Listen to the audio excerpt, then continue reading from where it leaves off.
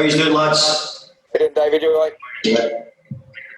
I think, David, the first question is, how settled is the camp? Obviously, it came at the wrong time last week with Mark Noble saying this, and some other players were upset with the decision to sell Grady. Have you felt that there's any resentment in the squad, that they're unhappy with what's going on above? No, I think they showed real, true solidarity amongst themselves. I think the captain showed exactly what the players feel. I think there's a real building spirit here. So I think what happens is football players move on at every club, and things change at every club. You know, I could go and tell you what it felt like when I lost Wayne Rooney at 18, when I was at Everton. You know, did we feel badly at that time? Yes, we did. Of course, we did.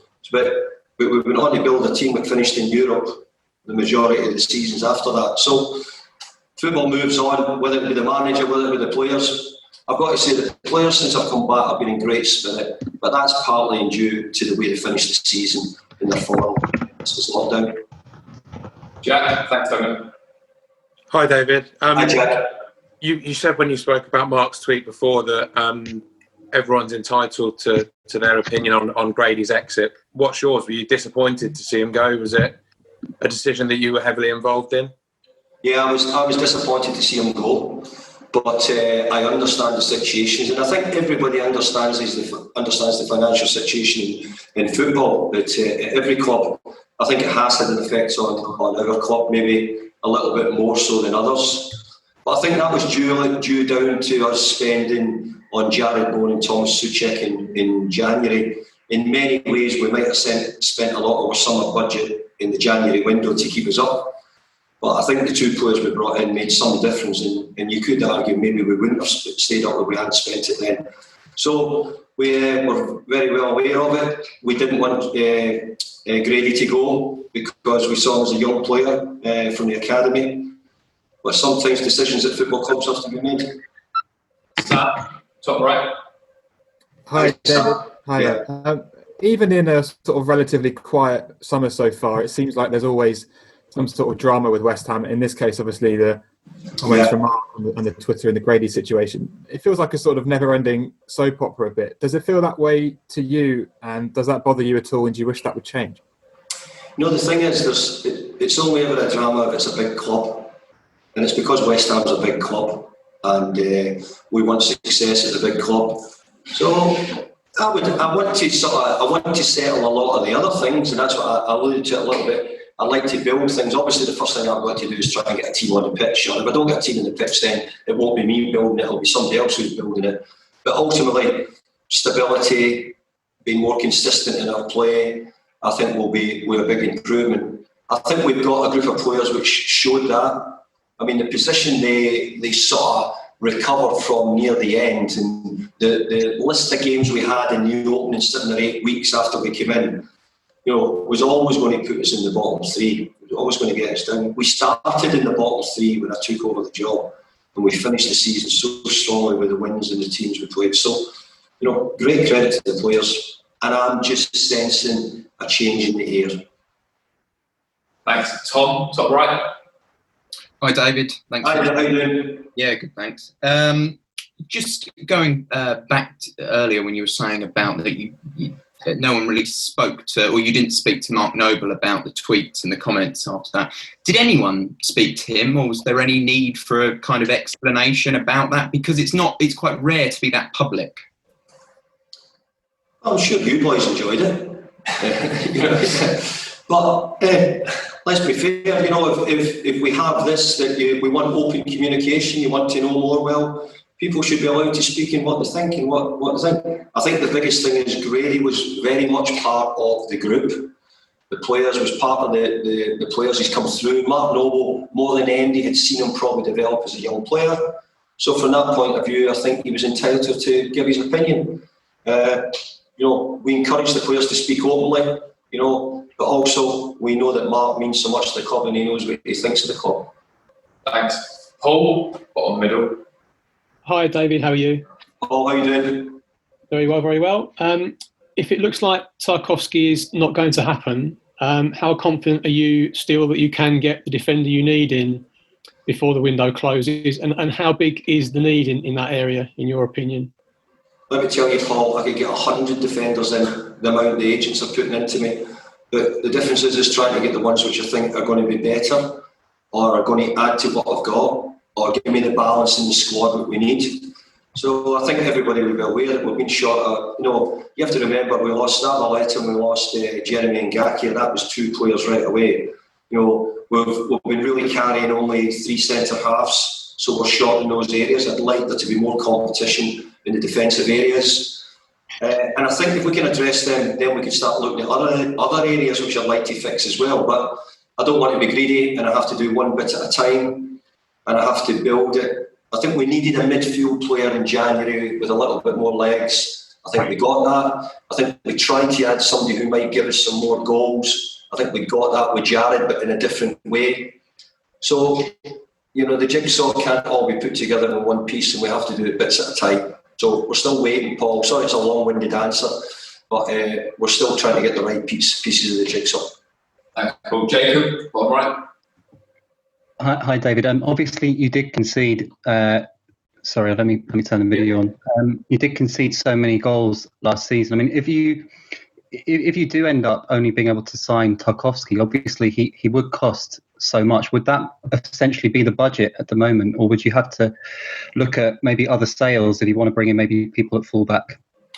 Well, I think we've made it pretty aware that the owner spent an awful lot of money over the last year or two, and I just said we spent a bit in January as well.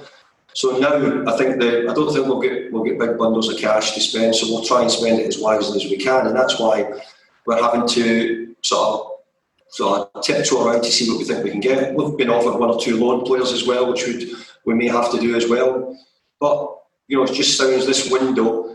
You can't deny that every club's had a difficulty in COVID, and yet there is some clubs who are spending. But I think it's been a difficult period. Everybody was complaining about the deferrals. Everybody was complaining about the much players were earning, all those things. But there has to be a wee bit of realism behind it as well. And I'll try and get the best out of the group of players we've got. They're the ones I need to concentrate on at the moment. Thanks, Jacob. Craig? Hi, David. You said earlier that Jack Wilshere, you didn't have an issue with Jack, and he was still at the club. You didn't know anything of the reports overnight. Where is Jack in terms of availability in selection in your head? He's available, yeah. He's available with all the others. At the moment, I wouldn't say we're quite strong, but we've got some strong players, the likes of Declan Rice, Thomas Souček, Mark Noble. So there's competition for places there. So Jack's in there with all the others. Thanks, Craig. Shane? Hi, David. Hi, Shane. Is there any truth reports that West Ham have made a bid for Shakhtar Donetsk defender I can't pronounce his name. Mikola Matvinenko. And ideally, how many players would you like to bring in before the window closes?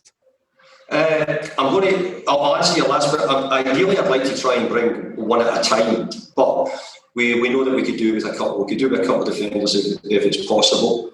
I actually think that we could do with strength in other areas, but I see that they're the areas where I think we've been needing it more than any to start with, even just because of what I mentioned was the balance of the squad.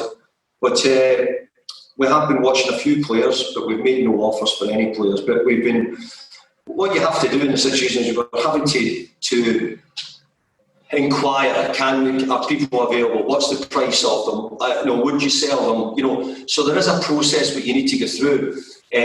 And sometimes at the end of that, by the time you've done that, the news is out that you're in for them, when really what you're trying to do is just really get your information together to see, first of all, is he available?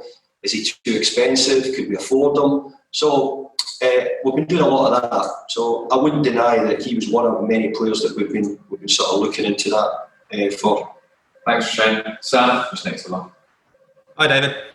Hi, Sam. You've covered off transfer, so I won't ask another one on that. Michail Antonio obviously was your main striker at the end of last season. He's fluctuated between positions on the pitch. Do you think now you've found his new home as a central striker going forward, or would you be tempted to keep shifting him about because he's that versatile? I think his goals tally, I think he was the best goal scorer in the last 9 games of the season. And I know that doesn't make up for a whole season. But if he kept up that form, well, hopefully he'll be challenging with the top goal scorers in the league. That's what we want him to become. I think there can be times in a career when you get a positional change quite often. You know, a midfield player will drop back to become a centre back. I think Mickey probably from moving around has found himself enjoying being a centre forward. He's been a real threat because of his power and his pace. And he added to it, he got goals as well. You know, he got his goals, which were really important. Just before lockdown, around that, we were saying, where are the goals going to come from? Where do we get the goals? So a bit like Marco before when we come in, Marco stepped up to the plate, got us the goals, and I've got to say Mickey done the same. He's been great. So yeah, I see him as doing the job, but if he went in a period where he wasn't scoring goals or we didn't think he was playing that well, we know it's quite easy to drop him back to be a wide player and play off the sides. Thanks, Sam. Sonia, in the middle. Hi, David. I was just wondering if you'd set any targets for where you wanted to finish this season, or if you were just going to take it one game at a time. I have, yeah, and the players know where I want to be, and I'll tell you, it's a lot better than where we were last year. But we're also going to, we've got to take things sensibly and understand that, it's not making steps. We made a big step in staying up because of the position we're in wasn't good. But we're aiming to try and do as well as we can, so the players are aware of that. I've been around to everyone. Robert, if you've got a question, then far away. If not, then we'll end it there. We've done 25 minutes, guys. Great. Thank you very much. Appreciate it. Cheers. Thank you.